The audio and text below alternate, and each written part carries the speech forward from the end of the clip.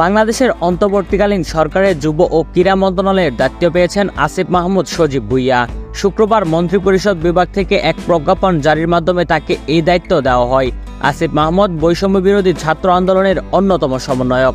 সাবেক প্রধানমন্ত্রী শেখ হাসিনার পদত্যাগের কারণে স্বয়ংক্রিয়ভাবে বিলুপ্ত হয়ে গিয়েছিল বাংলাদেশের মন্ত্রিসভা। তারই ধারাবাহিকতায় শূন্য হয়েছে যুব ও ক্রীড়া মন্ত্রণালয়। পদ চলে গিয়েছে সাবেক ক্রীড়ামন্ত্রী নাজমুল হাসান পাপনের। প্রজ্ঞাপন জারির মাধ্যমে অন্তর্বর্তী সরকারের প্রধান উপদেষ্টা ও উপদেষ্টাদের মধ্যে বিভিন্ন দপ্তর বণ্টন করা হয়।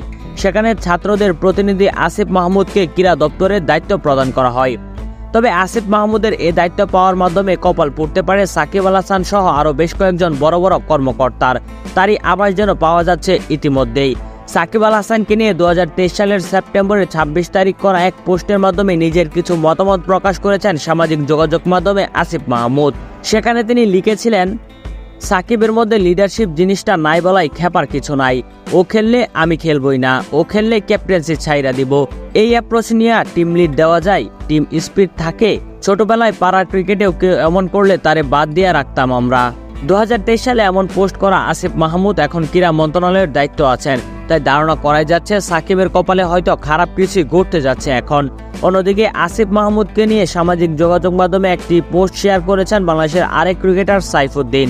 তিনি তার পোস্টে লিখেছেন, অভিনন্দন আসিফ মাহমুদ ভাই, আপনি যেহেতু কুমিল্লার সন্তান, আমি পার্শ্ববর্তী জেলার ফেনীর ছেলে হিসাবে আপনার প্রতি অনুরোধ থাকবে সারা বাংলাদেশের সমস্ত জেলা ক্রীড়া সংস্থার অযোগ্য লোকদের বিদায় করে যারা সত্যিকারের ক্রীড়াবিদ ও ক্রীড়া সংগঠক, দেশকে ভালোবাসে এবং দেশের ক্রীড়াঙ্গন নিয়ে কাজ করতে চায় এমন লোকদের জায়গা করে দিন।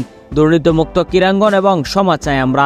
ডক্টর ইউনূস স্যার একটা কথা বলেছিল গত পরশুদিন, সম্ভবত পুরাণদের দিয়ে আর কিছু হবে না, কারণ তাদের চিন্তা ভাবনা পুরনো।